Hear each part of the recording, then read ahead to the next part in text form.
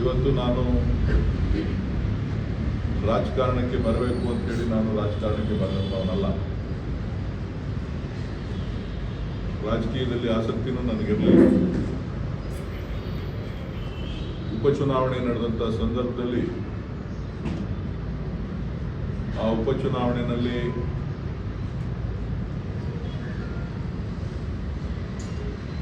ಜಿಲ್ಲೆಯ ರಾಜ್ಯದ ಎಲ್ಲ ನಾಯಕರುಗಳು ಕೂಡ ನನ್ನನ್ನು ನಿಲ್ಲಬೇಕು ಅಂತೇಳಿ ಮಾನ್ಯ ಡಿ ಕೆ ಶಿವಕುಮಾರ್ ಅವರ ಮೇಲೆ ಒತ್ತಾಯವನ್ನು ತಂದು ನನ್ನನ್ನು ಅಭ್ಯರ್ಥಿಯನ್ನಾಗಿ ಘೋಷಣೆ ಮಾಡಿದಂಥ ಸಂದರ್ಭದಲ್ಲಿ ಇಡೀ ಕ್ಷೇತ್ರದ ಎಲ್ಲ ನಾಯಕರುಗಳು, ಕಾಂಗ್ರೆಸ್ ಪಕ್ಷದ ಎಲ್ಲ ಹಿರಿಯ ಕಿರಿಯ ನಾಯಕರುಗಳು ಮತ್ತು ಕಾರ್ಯಕರ್ತರುಗಳು ಕೂಡ ತುಂಬ ಹೃದಯಪೂರ್ವಕವಾಗಿ ನನ್ನನ್ನು ಸ್ವಾಗತ ಮಾಡಿ ಚುನಾವಣೆಯಲ್ಲಿ ಮುಕ್ತವಾಗಿ ಕೆಲಸ ಮಾಡೋದ್ರ ಮುಖಾಂತರ ನನಗೆ ಅವಕಾಶವನ್ನು ಕೊಟ್ಟು 10 ವರ್ಷ 8 ತಿಂಗಳ ಕಾಲ 3 ಚುನಾವಣೆಯಲ್ಲಿ ನನ್ನ ಈ ಕ್ಷೇತ್ರದಲ್ಲಿ ಸೇವೆ ಮಾಡಲಿಕ್ಕೆ ಅವಕಾಶವನ್ನು ವಹಿಸಿಕೊಟ್ಟಿದ್ದಾರೆ. ಆ ಅವಕಾಶವನ್ನು ವಹಿಸಿಕೊಟ್ಟಂಥ ಸಂದರ್ಭದಲ್ಲಿ ನಾನು ಕೂಡ ಪ್ರಾಮಾಣಿಕವಾಗಿ ಈ ಜಿಲ್ಲೆಯ ಅಭಿವೃದ್ಧಿಗೆ, ಬಡವರು, ದೀನದಲಿತರು, ಹಿಂದುಳಿದ ವರ್ಗದವರು, ರೈತರ, ಮಹಿಳೆಯರ ಕಲ್ಯಾಣದ ದೃಷ್ಟಿಯಿಂದ ನನ್ನ ಗಮನಕ್ಕೆ ಏನೆಲ್ಲ ಬಂದಿತ್ತು ಆ ಎಲ್ಲವನ್ನು ಕೂಡ ಪ್ರಾಮಾಣಿಕವಾಗಿ ಕೆಲಸ ಮಾಡ್ತಾ ಕೇಂದ್ರ ಸರ್ಕಾರ ಇರ್ಬೋದು, ರಾಜ್ಯ ಸರ್ಕಾರದಿಂದ ಇರ್ಬೋದು, ಯಾವ್ಯಾವ ಕಾರ್ಯಕ್ರಮಗಳಿದೆ ಆ ಕಾರ್ಯಕ್ರಮಗಳನ್ನು ಪ್ರತಿಯೊಂದು ಮನೆಗೆ ತಲುಪಿಸುವಂಥ ನಿಟ್ಟಿನಲ್ಲಿ ಪ್ರಾಮಾಣಿಕವಾಗಿ ಹಗಲು ರಾತ್ರಿ ಕೆಲಸವನ್ನು ಮಾಡಿದ್ದೇನೆ. ನಾನು ಇಲ್ಲಿ ಲೋಕಸಭಾ ಸದಸ್ಯರಾದಂಥ ಸಂದರ್ಭದಲ್ಲಿ 8 ತಿಂಗಳ ಕಾಲ UPA ಸರ್ಕಾರ ಇತ್ತು. UPA ಸರ್ಕಾರ ಅದರಲ್ಲಿ ಸುಮಾರು 2-3 ತಿಂಗಳು ಚುನಾವಣೆನೇ ಹೋಯಿತು. ನಾನು ಕೆಲಸ ಮಾಡಲಿಕ್ಕೆ ಸಾಧ್ಯ ಆಗಿದ್ದು ಕೇವಲ 5 ತಿಂಗಳುಗಳ ಮಾತ್ರ. ಆ ಸಂದರ್ಭದಲ್ಲೂ ಕೂಡ ಇಡೀ ಕ್ಷೇತ್ರವನ್ನು ಸುತ್ತಿ ಕೆಲಸ ಮಾಡಿದ್ದೇನೆ. ತದನಂತರದಲ್ಲಿ NDA ಸರ್ಕಾರ ಅಧಿಕಾರಕ್ಕೆ ಬಂತು. ಕೇಂದ್ರದಲ್ಲಿ BJP ಸರ್ಕಾರ ಅಧಿಕಾರಕ್ಕೆ ಬಂತು.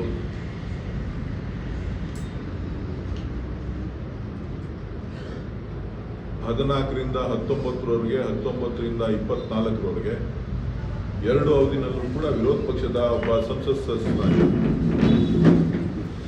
ರಾಜ್ಯದ ಹಿತಕ್ಕೆ, ಕ್ಷೇತ್ರದ ಹಿತಕ್ಕೆ ಏನೆಲ್ಲ ಕೆಲಸ ಕಾರ್ಯಗಳನ್ನು ಮಾಡಲಿಕ್ಕೆ ಸಾಧ್ಯ ಇದೆ ಎಲ್ಲವನ್ನೂ ಕೂಡ ಪ್ರಾಮಾಣಿಕನಾಗಿ, ನಿಷ್ಠೆಯಿಂದ ಈ ಕ್ಷೇತ್ರದ ಅಭಿವೃದ್ಧಿಗೆ, ಅದರಲ್ಲೂ ಕೂಡ ವಿಶೇಷವಾಗಿ ರಾಮನಗರ ಜಿಲ್ಲೆಯ ಅಭಿವೃದ್ಧಿಗೆ ಪ್ರಾಮಾಣಿಕವಾಗಿ ಕೆಲಸವನ್ನು ಮಾಡಿದ್ದೇನೆ. ಆ ಒಂದು ಆತ್ಮತೃಪ್ತಿ, ಸಂತೋಷ ನನಗಿದೆ. ನಾನು ಚುನಾವಣೆಗೆ 4ನೇ ಬಾರಿ ನಿಂತ ಸಂದರ್ಭದಲ್ಲಿ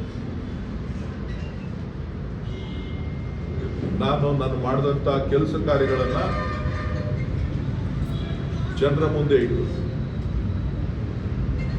ಈ ರಾಜ್ಯದ ಆಗ್ತಾ ಇರ್ತಕ್ಕಂಥ ಅನ್ಯಾಯ, ಕರ್ನಾಟಕದ ಕನ್ನಡಿಗರ ತೆರಿಗೆ ಹಣದ ಅನ್ಯಾಯದ ವಿರುದ್ಧ ಕೂಡ ನಾನು ಗಟ್ಟಿಯಾಗಿ ಧ್ವನಿಯನ್ನು ಎತ್ತಿ ಇಡೀ ರಾಷ್ಟ್ರದಲ್ಲಿ ಟೀಕೆಯನ್ನು ಕೂಡ ನಾನು ಎದುರಿಸಿದ್ದೇನೆ. ಆದರೆ ನಮ್ಮ ಹಕ್ಕುಗಳನ್ನು ಪ್ರತಿಪಾದನೆ ಮಾಡಲಿಕ್ಕೆ ನಮಗೆ ಸ್ವಾತಂತ್ರ್ಯ ಇದೆ, ನಮಗೆ ಅವಕಾಶ ಇದೆ. ಆದರೆ ನಮ್ಮ ಕರ್ನಾಟಕದ ಪಾಲೇನು ಬರಬೇಕು ಅದು ಸಿಗಬೇಕಾಗಿರ್ತಕ್ಕಂಥದ್ದು ಬಹಳ ಪ್ರಮುಖವಾದಂಥ ಒಂದು ವಿಚಾರ. ಈ ವಿಚಾರದಲ್ಲಿ ವೈಯಕ್ತಿಕವಾಗಿ ನಾನು ಯಾವತ್ತೂ ಕೂಡ ಧ್ವನಿಯನ್ನ ಎತ್ತಲಿಕ್ಕೆ ತಯಾರಿದ್ದೇನೆ ಅಂತಕ್ಕಂಥ ಕರ್ನಾಟಕದ ತೆರಿಗೆ ಹಣದ ವಿಚಾರವಾಗಿ ಧ್ವನಿಯನ್ನ ಎತ್ತಲಿಕ್ಕೆ ನಾನು ಸಿದ್ಧನಾಗಿದ್ದೇನೆ ಅಂತಕ್ಕಂಥದ್ದನ್ನ ಈ ಸಂದರ್ಭದಲ್ಲಿ ತಿಳಿಸ್ತಾ, ನಾನು ಮತ ಕೇಳುವಂತ ಸಂದರ್ಭದಲ್ಲಿ ನಾನು ಬೇರೆಯವರ ಹೆಸರಿನಲ್ಲಿ ಮತ ಕೇಳಲಿಲ್ಲ. ನಾನು ಮಾಡಿದಂತ ಕೆಲಸಕ್ಕೆ ಕೂಲಿಯನ್ನ ಕೊಡಿ ಅಂತೇಳಿ ಇಡೀ ಕ್ಷೇತ್ರದ ಉದ್ದಕ್ಕೂ 8 ವಿಧಾನಸಭಾ ಕ್ಷೇತ್ರದಲ್ಲಿ ನನಗೆ ಕೂಲಿ ಕೊಡಿ ಅಂತೇಳಿ ಕೇಳಿದ್ದೇನೆ. ಜನ ಸಾರಾಸಗಟ್ಟಾಗಿ ತಳ್ಳಾಕಿದ್ದಾರೆ, ತಿರಸ್ಕಾರ ಮಾಡಿದ್ದಾರೆ. ಸೊ ಇವತ್ತು ಆ ಸೋಲನ್ನ ನಾನು ಬಹಳ ಸಂತೋಷದಿಂದ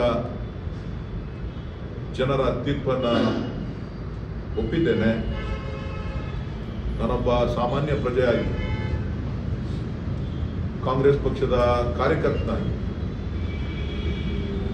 ಈ ಕ್ಷೇತ್ರದ ಅಭಿವೃದ್ಧಿಗೆ, ಈ ಜಿಲ್ಲೆಯ ಅಭಿವೃದ್ಧಿಗೆ,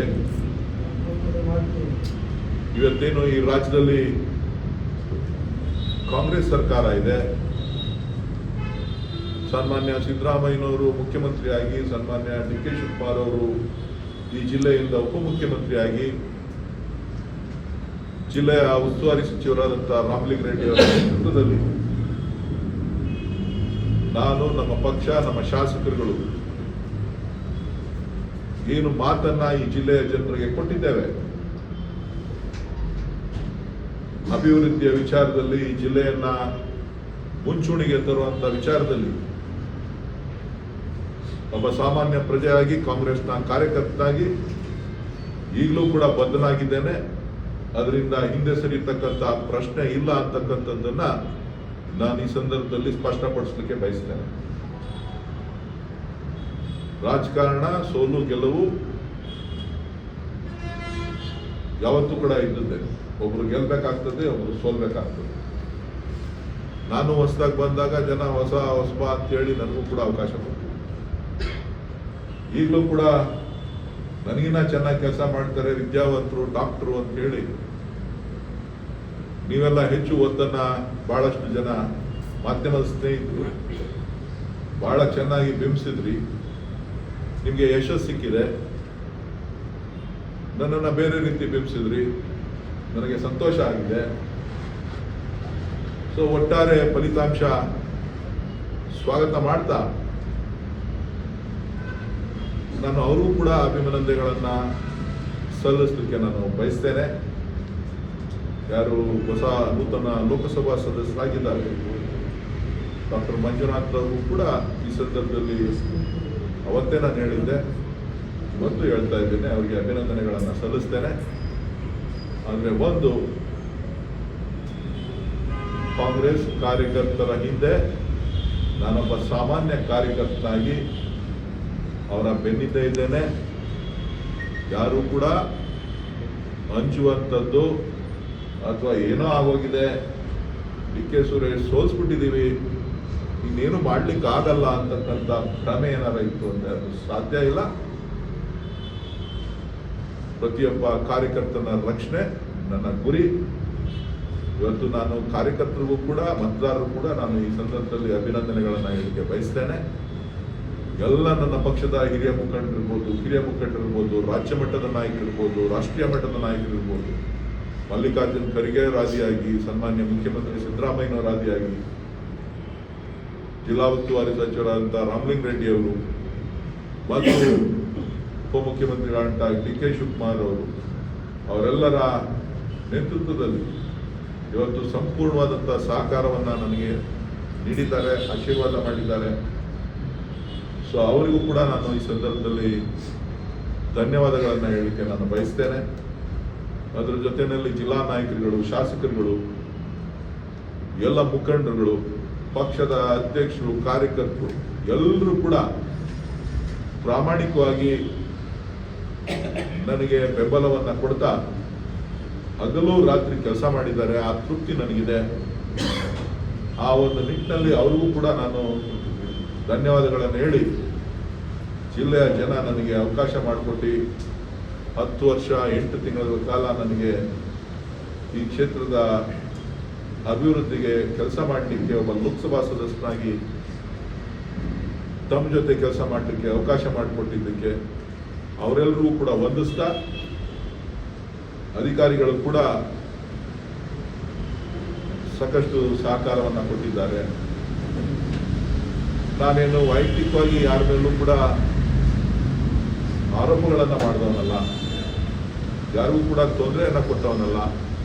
ನನ್ನ ಗುರಿ ಈ ಕ್ಷೇತ್ರದ, ಈ ಜಿಲ್ಲೆಯ ರೈತರ ಕಷ್ಟವನ್ನು ನಿವಾರಣೆ ಮಾಡತಕ್ಕಂಥ ಗುರಿಯನ್ನು ಇಟ್ಕೊಂಡು ನಾನು ಕೆಲಸ ಮಾಡಿದ್ದೇನೆ ಹೊರತು ವೈಯಕ್ತಿಕ ಲಾಭಕ್ಕೆ ಯಾವತ್ತೂ ಕೂಡ ನಾನು ಕೆಲಸ ಮಾಡಿದಂಥವನಲ್ಲ. ಅವರೆಲ್ಲ ಮನಸ್ಸಿಗೆ ಏನಾದರೂ ಅಂತ ಬೇಜಾರಾಗಿದ್ರೆ, ಬೇರೆ ಕಾರ್ಯಕರ್ತರುಗಳಿಗೆ ಏನಾದ್ರು ಬೇಜಾರಾಗಿತ್ತು ಅಂತ ಅಂದರೆ, ಮುಖಂಡರುಗಳಿಗೆ ಏನಾದರೂ ಬೇಜಾರಾಗಿತ್ತು ಅಂತ ಅಂದರೆ, ನಾನು ತಮ್ಮ ಮುಖಾಂತರ ಅವರೆಲ್ಲರ ಕ್ಷಮೆಯನ್ನ ಕೋರ್ತಾ, ನನಗೆ ತಾವೇನು ಅವಕಾಶ ಒದಗಿಸಿಕೊಟ್ಟಿದ್ದೀರಿ ಆ ಅವಕಾಶಕ್ಕೆ ನಾನು ಋಣಿಯಾಗಿದ್ದೇನೆ. ನಾನೊಬ್ಬ ಸಾಮಾನ್ಯ ಕಾರ್ಯಕರ್ತನಾಗಿ ಈ ಜಿಲ್ಲೆಯ ಅಭಿವೃದ್ಧಿ, ರಾಮನಗರ ಇರ್ಬೋದು, ಕನಕಪುರ ಇರ್ಬೋದು, ಚನ್ನಪಟ್ಟಣ ಇರ್ಬೋದು, ಮಾಗಡಿ ಇರ್ಬೋದು, ನಾವೇನು ಸನ್ಮಾನ್ಯ ಡಿ ಕೆ ಶಿವಕುಮಾರ್ ಅವರ ನೇತೃತ್ವದಲ್ಲಿ ಮಾತನ್ನ ಕೊಟ್ಟಿದ್ದೇವೆ. ವಿಧಾನಸಭಾ ಚುನಾವಣೆಯಲ್ಲಿ ನಂತರದ ದಿನಗಳಲ್ಲಿ ಏನೆಲ್ಲ ಮಾತುಗಳನ್ನು ಕೊಟ್ಟಿದ್ದೇವೆ ಅದಷ್ಟು ಕೂಡ ಅನುಷ್ಠಾನ ಮುಂದಿನ ದಿನಗಳಲ್ಲಿ ಆಗ್ತದೆ. ನನಗೆ ಯಾರು ಈಗ ಶತ್ರುಗಳಿಲ್ಲ, ನನಗೆ ನಾನೇ ಶತ್ರು. ನನ್ನನ್ನ ಜನ, ನನ್ನ ಕೆಲಸವನ್ನ, ನನ್ನನ್ನ ತಿರಸ್ಕಾರ ಮಾಡಿ ನನಗೆ ವಿರಾಮ ಕೊಟ್ಟಿದ್ದಾರೆ. ಆ ವಿರಾಮನ ನಾನು ನಿರೀಕ್ಷೆ ಮಾಡ್ತಾ ಇದ್ದೆ. ಆ ವಿರಾಮ ಸಿಕ್ಕಿದೆ. ವಿರಾಮ ತಗೋತೆ.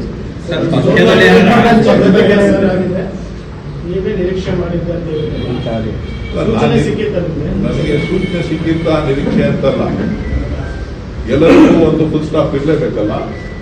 ಅಂದ್ರೆ ಸರ್, ಈಗ ಬ್ರದರ್ DCM ಆಗಿದ್ರು, ರಾಜ್ಯದಲ್ಲಿ ಕಾಂಗ್ರೆಸ್ ಸರ್ಕಾರ ಇತ್ತು. ನೀವು ಆಲ್ರೆಡಿ 3 ಸಲ ಗೆದ್ದಿದ್ರಿ. ಚುನಾವಣಾ ಚಾಣಕ್ಯ ಅಂತಲೂ ರಾಜ್ಯದಲ್ಲಿ ನೋಡಿ, ಈ ಚುನಾವಣೆಯ ಸೋಲು ನನ್ನ ವೈಯಕ್ತಿಕ ಸೋಲು. ನಾನು ಯಾರ ಮೇಲೂ ಕೂಡ ಅದನ್ನ ಹೇಳಲಿಕ್ಕೆ ಹೋಗೋದಿಲ್ಲ. ಈ ಗೆಲುವು ಬಿಜೆಪಿಯ ಗೆಲುವಲ್ಲ, ಈ ಗೆಲುವು JDSನ ಗೆಲುವಲ್ಲ. ಈ ಗೆಲುವು ಜಾತಿ, ಧರ್ಮ, ಭಾವನಾತ್ಮಕ ವಿಚಾರಗಳು ಮತ್ತು ಅಸೂಯೆ ಗೆಲುವು. ಪಕ್ಷದೊಳಗೆ ವ್ಯತ್ಯಾಸಗಳಾಗಿದೆಯಾ ಸರ್? ಪಕ್ಷದಲ್ಲಿ ವ್ಯತ್ಯಾಸ ಆಗಿಲ್ಲ. ನನ್ನ ಕಾರ್ಯಕರ್ತರೆಲ್ಲರೂ ಕೂಡ ಪ್ರಾಮಾಣಿಕವಾಗಿ, ನಾಯಕರು ಕಾರ್ಯಕರ್ತರೆಲ್ಲ ಪ್ರಾಮಾಣಿಕವಾಗಿ ಕೆಲಸ ಮಾಡಿದ್ದಾರೆ.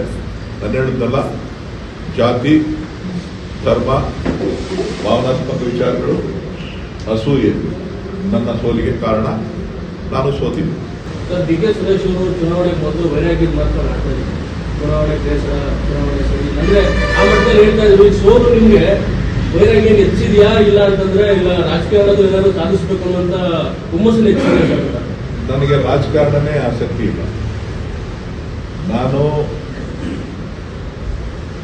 ಅಭಿವೃದ್ಧಿಯ ಪಥದತ್ರ ನನ್ನ ಗುರಿಯಲ್ಲಿ ಇಟ್ಕೊಂಡು ಕೆಲಸ ಮಾಡಿದೆ. ಆದರೆ ಜನ ಅಭಿವೃದ್ಧಿಗೆ ವಿರುದ್ಧವಾಗಿ ಮತ ಹಾಕಿದ್ದಾರೆ. ಸೊ ಆದರೆ ಕೊಟ್ಟ ಮಾತಿನಿಂದ ನಾನು ಹಿಂದೆ ಸರಿಯಕ್ಕೆ ಹೋಗೋದಿಲ್ಲ.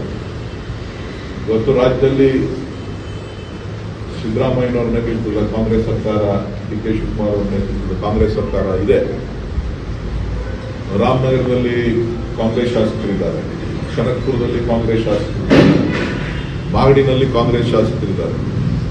ಸೊ ಈ 3 ಕಡೆ ನಮಗೆ ಸಹಕಾರ, ಅವರು ನನ್ನ ಹತ್ರ ಸಹಕಾರ, ಪ್ರೋತ್ಸಾಹ, ಸಲಹೆಗಳು ಕೇಳಿದ್ರೆ ಖಂಡಿತ ಅವ್ರ ಜೊತೆ ಕೈ ಜೋಡಿಸಿ ಒಬ್ಬ ಕಾರ್ಯಕರ್ತನಾಗಿ ಕೆಲಸ ಮಾಡ್ತಾರೆ.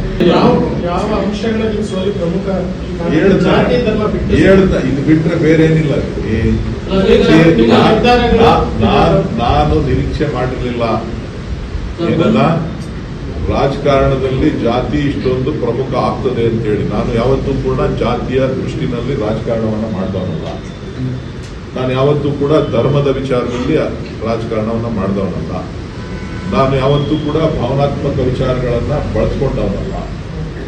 ನಾನು ಪ್ರತಿಯೊಬ್ಬ ಜನರ ವೈಯಕ್ತಿಕ ಕಷ್ಟ ಸುಖಗಳನ್ನ, ಅವರ ನೋವು ನಲಿವುಗಳನ್ನ, ಈ ಜಿಲ್ಲೆಯ ರೈತರ ಸಮಸ್ಯೆಗಳನ್ನ, ಈ ಜಿಲ್ಲೆಯ ನೀರಾವರಿ ಸಮಸ್ಯೆಗಳನ್ನ, ಈ ಜಿಲ್ಲೆಯ ಅಭಿವೃದ್ಧಿ ಕೆಲಸಗಳನ್ನ, ಈ ಕ್ಷೇತ್ರದ ಶಿಕ್ಷಣದಲ್ಲಿ, ಆರೋಗ್ಯ ಕ್ಷೇತ್ರದಲ್ಲಿ ಒಂದು ಬದಲಾವಣೆಯನ್ನ,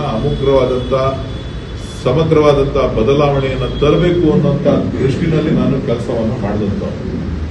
ಜನ ಏನು ನಿರೀಕ್ಷೆ ಮಾಡ್ತಾ ಇದ್ದಾರೆ ಅದಕ್ಕಿಂತ ಮುಂಚಿತವಾಗಿ ಅವರ ಕಷ್ಟಗಳಿಗೆ ಸ್ಪಂದಿಸಿ ಜಿಲ್ಲೆಯ ಅಭಿವೃದ್ಧಿಗೆ ದೃಷ್ಟಿಕೋನವನ್ನ ಇಟ್ಕೊಂಡು ಮುಂದಿನ ಭವಿಷ್ಯದ ಜಿಲ್ಲೆಯನ್ನ ಯಾವ ರೀತಿ ಇರಬೇಕು ಅಂತ ಹೇಳಿ ಕನಸನ್ನ ಕಟ್ಟಿಕೊಂಡು ಕೆಲಸ ಮಾಡಿದಂಥವ್ರು. ಸೊ ಅದು ಬೇಡ ಅಂತ ಹೇಳಿದ್ದಾರೆ. ಆದರೆ ನಾನು ಕೊಟ್ಟಿರುವಂತಹ ಮಾತು ಯಾವುದು ಕೂಡ ಇದಕ್ಕೆ ಸರಿಯುವಂತ ಪ್ರಶ್ನೆ ಯಾಕೆ ಈ ಸಮುದಾಯದಲ್ಲಿ ಯಾಕೆ ಇದು ಹೇಳಿಲ್ಲ ಅಂತ? ನಾನು ವಿಶ್ಲೇಷಣೆ ಮಾಡ್ಲಿಕ್ಕೆ ಹೋಗೋದಿಲ್ಲ. ಸರ್ ಗ್ಯಾರಂಟಿಗಳು ವರ್ಕೌಟ್ ಆಗಿಲ್ವಾ ಸರ್? ಈ ತರ ಇದು ಕಾರಣ ಅಂತ. ಗ್ಯಾರಂಟಿಗಳು ವರ್ಕೌಟ್ ಆಗಿಲ್ವಾ ಸರ್ ಅಂತ ಹೇಳಿ ಒಂದಷ್ಟು ಚರ್ಚೆ ಆಗ್ತಾ ಇರುವಂತದ್ದು ಈಗ ಫಲಿತಾಂಶ ಬಂದಂತ ಗ್ಯಾರಂಟಿಗಳು ಮಧ್ಯೆ ಪ್ರಬಲವಾಗಿರ್ತಕ್ಕಂಥದ್ದು ನಾನು ಕಂಡಂಥದ್ದು ಜಾತಿ ಧರ್ಮ ಭಾವನೆ. ಗ್ಯಾರಂಟಿಗಳಿಗಿಂತ ಒಂದು ಕೈ ಮೇಲಿದೆ. ಅಂದ್ರೆ ಸರ್ ಇಲ್ಲಿ ಜಾತಿ ಮತ್ತೆ ಧರ್ಮದ ವಿಷಯದಲ್ಲಿ ಎಲ್ಲ ವಿಫಲವಾಗಿ ಇರ್ತದೆ. ನೋಡಿ, ಯಾರು ನಮ್ಮ ಪರವಾಗಿರ್ತಾರೆ, ಯಾರು ನಮ್ಮ ಪರವಾಗಿರಲ್ಲ ಅಂತ ಗೊತ್ತಾಗೋದಿಲ್ಲ. ತಟ್ಟೆ ಮರೆ ತಟ್ಟದ ಮೇಲೆನೆ ಗೊತ್ತಾಗುತ್ತೆ. ಅಂದ್ರೆ ಸರ್ ಜಾತಿ ಎಲ್ಲ ಕೈ ಕೊಡ್ತು ಸರ್. ಜನಪದ ಸ್ಪರ್ಧೆ ಬಗ್ಗೆ ಏನು ಮಾಡ್ತೀವಿ? ನಾನು ಎಲ್ಲೂ ಕೂಡ ಸ್ಪರ್ಧೆ ಮಾಡೋದಿಲ್ಲ. ನಾನೊಬ್ಬ ಸಾಮಾನ್ಯ ಕಾರ್ಯಕರ್ತನಾಗಿ ಪಕ್ಷದ ಏಳಿಗೆಗೋಸ್ಕರ, ಪಕ್ಷದ ಗೆಲುವಿಗೋಸ್ಕರ ದುಡಿತೇನೆ. ಪಕ್ಷದಿಂದ ಸ್ಪರ್ಧೆ ಮಾಡಿ ಅಂತ ಹೇಳಿದ್ರು. ಸಮರ್ಥ ಅಭ್ಯರ್ಥಿಗಳಿದ್ದಾರೆ. ಆ ಅಭ್ಯರ್ಥಿಯನ್ನ, ಅಚ್ಚರಿಯ ಅಭ್ಯರ್ಥಿಯನ್ನ ನಾವು ನಿಮ್ಗೆ ಕೊಡ್ತೀವಿ. ನಾನು ನಮ್ಮ ಜಿಲ್ಲೆಯ ಜನಕ್ಕೆ ಧನ್ಯವಾದಗಳನ್ನು ಹೇಳಲಿಕ್ಕೆ, ನಿಮಗೆ ಧನ್ಯವಾದಗಳನ್ನು ಹೇಳಲಿಕ್ಕೆ, ನಿಮ್ಮ ಯಶಸ್ಸಿಗೆ ಧನ್ಯವಾದಗಳನ್ನು ಹೇಳಲಿಕ್ಕೆ ಸರ್ ಇವಾಗ ಕರ್ಕೊಂಡಿದ್ದಾರೆ ಅಷ್ಟೇ.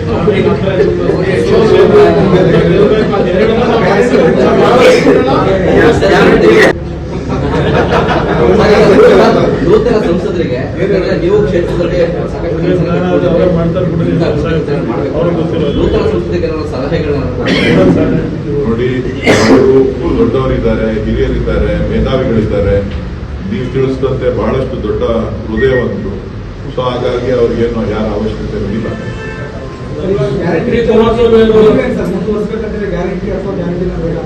ಗ್ಯಾರಂಟಿಗಳು, ರಾಜ್ಯ ಸರ್ಕಾರದ ಗ್ಯಾರಂಟಿಗಳು ಮುಂದುವರುತ್ತದೆ. ಅದು ಅಬಾಧಿತ. ಅದಕ್ಕೂ ಇದಕ್ಕೂ ಸಂಬಂಧ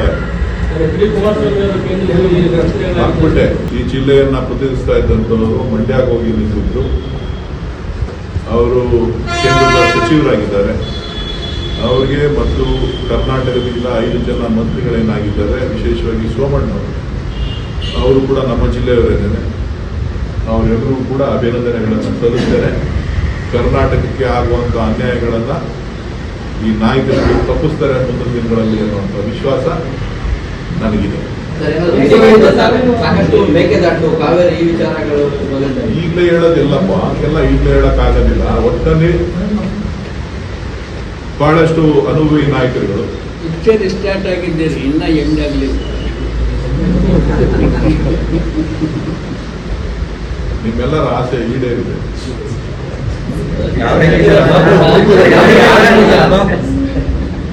ಮೇಕೆದಾಟು ನಮ್ದಲ್ಲಪ್ಪ. ಮೇಕೆದಾಟಿಗೆ ಕೇಂದ್ರ ಅನುಮತಿ ಕೊಟ್ರೆ ಖಂಡಿತ 3 ವರ್ಷದಲ್ಲಿ ಆ ಮೇಕೆದಾಟು ಯೋಜನೆಯನ್ನ ಅಲ್ಲ, ಮೇಕೆದಾಟು ಯೋಜನೆಗೆ ಕೇಂದ್ರ ಸರ್ಕಾರ, ಕೇಂದ್ರದ ಮಂತ್ರಿಗಳು ಅನುಮತಿಯನ್ನ ಕೊಡಿಸಿದ್ರೆ ಖಂಡಿತ 3 ವರ್ಷದಲ್ಲಿ ಮೇಕೆದಾಟು ಯೋಜನೆಯನ್ನ ಮುಗಿಸ್ತೇವೆ. ನನಗೆ ನಾನೇ ಶತ್ರು, ನನ್ನ ಸೋಲಿಗೆ ನಾನು ಕಾರಣ, ಬೇರೆಯವರು ಯಾರೂ ಕಾರಣ ಅಲ್ಲ. ಎಲ್ಲ ನಾಯಕರುಗಳು ಕೂಡ ಸಾಮೂಹಿಕವಾಗಿ ನನಗೆ ಸಂಪೂರ್ಣವಾದಂಥ ಬೆಂಬಲವನ್ನ ಪ್ರಾಮಾಣಿಕವಾಗಿ ನೀಡಿದ್ದಾರೆ.